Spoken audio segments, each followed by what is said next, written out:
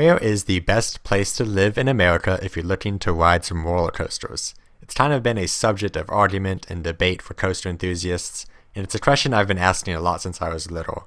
And I've always come to one answer: Philadelphia, the coaster capital of the world. But I want to prove this. I think some might say Ohio, because it's in between Kings Island and Cedar Point, which is awesome, to the best amusement parks in America right at your doorstep. Maybe Orlando, that's the theme park capital of the world, but maybe not the coaster capital of the world. But in this video, I'm going to show you how I quantified this for all locations in America. And the approach I took was the more coasters near you, the better. So it's more like which parts of America have the most coasters nearby, rather than what's the best, because everyone has a different definition of best, and it changes. How do we define that? But define how many coasters are nearby. Like, do we take a radius of a location, like find how many roller coasters are within this radius?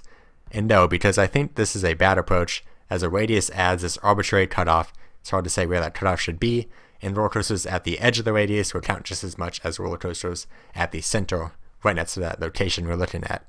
So I implemented a weight score that takes distance and weighs the coaster accordingly. So here's how I came up with the weights for each of the roller coasters to be tallied up. So on the bottom axis, we have the distance from the park in hours, and it's more like distance is in miles, so we're assuming that 1 hour of driving is about 50 miles as the crow flies. And then up here we have the weight scores in between 0 and 1. So a roller coaster right next to a location will count as 1, and then a roller coaster 4 hours away from location will count as 0.37. Yeah, it's about 0.37. And it just decreases until it's 0. So roller coasters far away from a location will not count at all. And roller coasters mostly within the 4-hour zone, which I count as, that's my limit for a day trip is about 4 hours, and 4 hours is still pushing it. So these are the roller coasters that are going to tally up a bit, and we have a little bit of points here for these, weekend trip distance theme parks. So for every roller coaster in North America, for each location we looked at, they will be assigned these weight scores and then tallied up. And I can still tweak this function just by changing numbers over here, so now it's an entirely different function. We can play around with that as well. So then all I need is the location data for all amusement parks in North America, and this isn't too hard to grab. You just get the park name and the locations, and then it'll just spit it into Google Earth, and then it'll pop out the latitude and longitude, so we can use those to calculate the distances. So that is what I did. I took all of the counties in the United States and assigned them coaster scores based on how many coasters are within driving distance of a location rated as I showed you earlier. So you see that there is that big hotspot region of the eastern Pennsylvania, with Philadelphia and New York and Baltimore being the top spots for roller coaster riding. There's so many amusement parks over there within driving distance. And Ohio is also a little bit highlighted. Eastern Indiana is a bit highlighted. And you see Virginia still has a good amount of orange. So you basically see that the Northeast US is sort of unmatched. So to make sense of this, I'm on this website called coasttocoaster.eu, and it maps out the roller coaster locations around the world, actually. So you can see it's got everything, and you can see how the Northeast US has a ton of parks, but it's more like that they're very, very dense over here. Now there might be other, there's lots of parks in the Midwest, but they're all spread out. So I think that density helped it lead to a higher coaster score, and especially because we're only looking at straight as the crow flies distance. It doesn't take into account things like traffic or bays or bodies of water. So you can see how there's just tons and tons of roller coasters in this region. So you can play around with this to make sense of everything I'm showing you. So here I have a different way of visualizing them in this 3D map here, and it's, instead of a gradient, we have it color coded. So this is the range of a greater than 125 coaster score. This is 100 to 125, and then 75 to 100, and so on, until we get down to these coaster scores of less than 25, which covers most of America.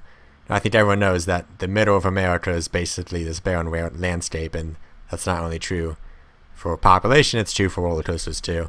And you see that it just forms this target around eastern Pennsylvania, around Philadelphia. So I was right that Philadelphia is the hub spot. You just got so many parks centered around here.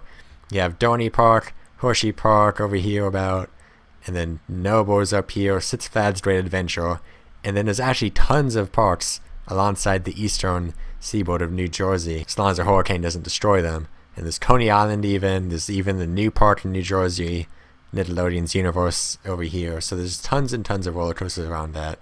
And they just kind of center around this one point here, around Philadelphia and also Allentown, Pennsylvania. So don't listen to anyone complaining that Dorney is their home park, because they have it pretty nice. And you see that it just kind of decreases from then on out, and then we enter in this green zone. That's where things get a little bit interesting, because like the Ohio parts of Cedar Point and Kings Island kind of lift up this region a bit and covers all of Indiana with Six Flags Great America over here.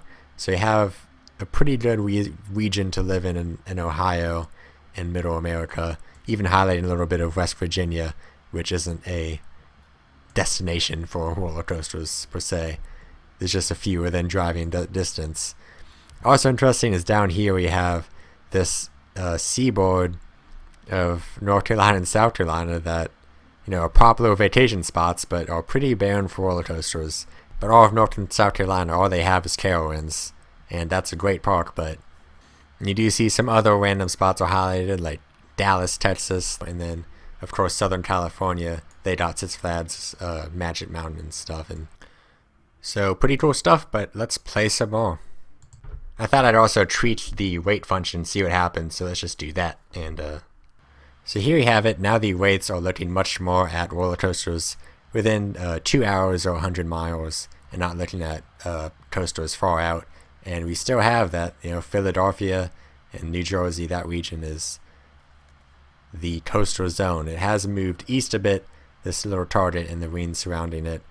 But, that high density of these Jersey parks and the eastern Pennsylvania parks really helps out. And you do see that some zones have moved up a bit, like we have Orlando, Florida is now a bit higher relatively. And you see like these fun little areas around Six Flags Over Georgia and Carowinds and Six Flags Great America. And again, you have this Ohio bulge and Southern California too. But I still think I prefer the other version, because some people like me are willing to drive more than 2 hours out to amusement park. But this is fun to look at. There's also another method to go about this, and that's quality over quantity. So far we've been looking at all roller coasters as the same, so to factor in quality we'll be using a coaster's speed, so larger coasters will count more than smaller ones. To get the coaster scores we'll need to multiply the speed by weight factors instead of just using the weights themselves. And when we do this, as far as I can tell, it yields pretty similar results. This is because using the large samples of coasters, and in these large samples the quality or speed kind of averages out, but there are slight differences, like Boston and New York moving down because the large amount of kiddie coasters over there. But I think I prefer what we were doing before, because the coaster scores are able to be understood a little easier than these ones in the thousands.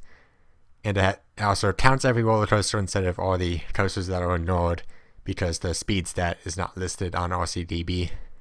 So maybe you're thinking, okay, this is great, where should I move? Well, I took the top 250 most populated cities in America and ranked them by coaster scores, and here are the top 30, and Allentown, Pennsylvania sits on top. I think it's fitting that it is actually the home of an amusement park, Dorney Park, and it is number 1. And Philadelphia is number 2, and that's a big major city to be up that high. So that area, that is the prime place to move right now.